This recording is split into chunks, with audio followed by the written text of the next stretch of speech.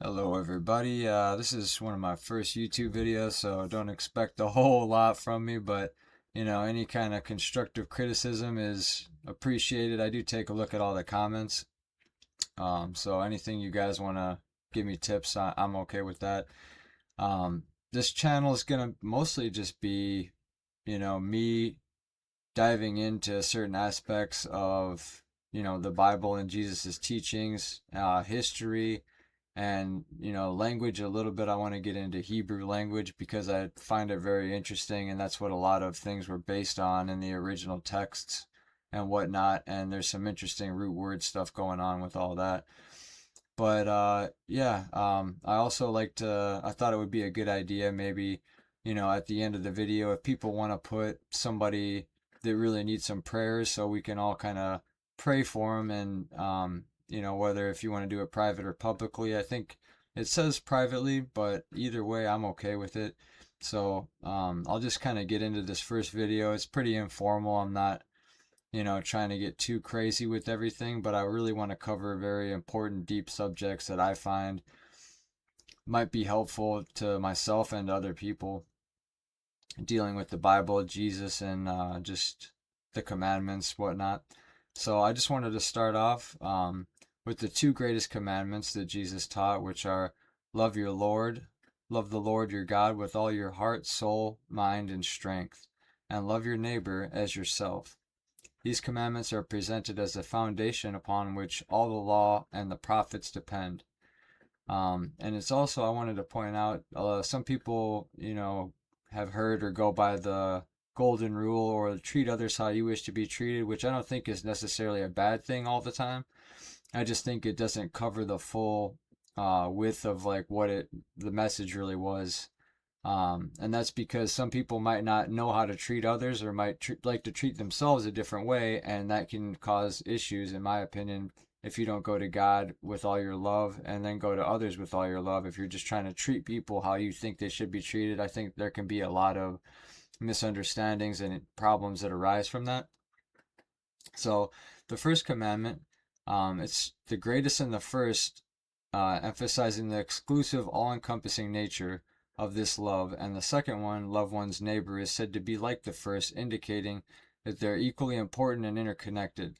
Um, Jesus affirmed that these two commandments summarize the entire moral law, with the first of the Ten Commandments reflecting how to love God, and the first four reflecting how to love God, and the last six reflecting how to love one's neighbor. Um, and they're not seen as new laws, but as a summary and fulfillment of existing laws, with Jesus stating that he did not come to abolish the law, but to fulfill it. And so I wanted to look into the Hebrew words. I'm going to make a video just about the Hebrew language, root words, and the connection between words, because there's a lot of interesting things dealing with all of that. I'm not an expert at all. I'm going to be kind of learning along with everybody, so don't get too upset if I say something wrong or if I need to correct something. But the word for love in Hebrew is ahava, pronounced ahava, which is the noun form of the root verb ahav, meaning to love. And this word encompasses a broad spectrum of love, including romantic love between men and women, deep affection between friends, and the love of God for humanity. The root of the words associated with the concept of giving, suggesting that according to Jewish thought, love is fundamentally rooted in the act of giving, which I found very interesting because people always, like that Hadaway song, "What is love?" I was like, what is it? Just like, what is intelligence? There's a lot of weird things I like to think about, so I don't know if you're like that, but if you are, I'm sure you'll enjoy some of this content. But the word's etymology traces back to the root hav, which means to give or to offer, which is where the connection between love and giving kind of occurs. Which I will cover a video more in depth about the Hebrew language and root word connections and letters and all sorts of stuff like that. Maybe even a little gematria. I've never looked into that. It's interesting. Some people are against it or for it, but I just like to look into things. I don't necessarily believe them one way or another, but I think it's important to have knowledge and wisdom about things. So, um, So this connection is further illustrated by the idea that love grows through giving, according to Jewish tradition, and the more one gives, the more one loves, a principle expressed in the teaching that one's heart is drawn after their deeds, which I think sounds good. Actions speak louder than words, and definitely reinforces your thoughts and your words when you do things as well. Um, this perspective reframes love as a behavior rather than a feeling. It is not dependent on how one feels, but on what one does. The commandment to love your neighbor as yourself is understood not as a directive to feel a certain way, but a call to action, speaking well of others, being concerned of their well being, and acting with kindness. Um, so yeah, I will make another video just about Hebrew translations and the language itself, because there's a lot of interesting things about it. I also wanted to point out that, for example, we call Jesus Jesus, and that's maybe like some translation issues. There's a lot of speculation on how that happened, and they used to not even pronounce J's.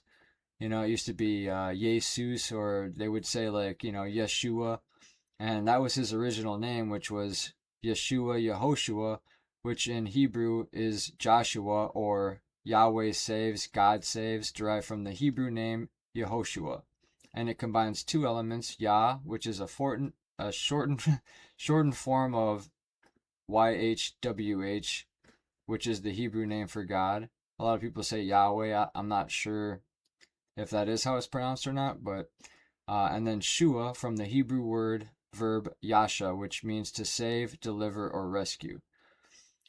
So yeah, I just find it interesting to look into this kind of stuff because it can really give you a better perspective on what some of this stuff means or was meant by the people writing it, in the past, which it's hard to understand like what people were like and how their language was in the past.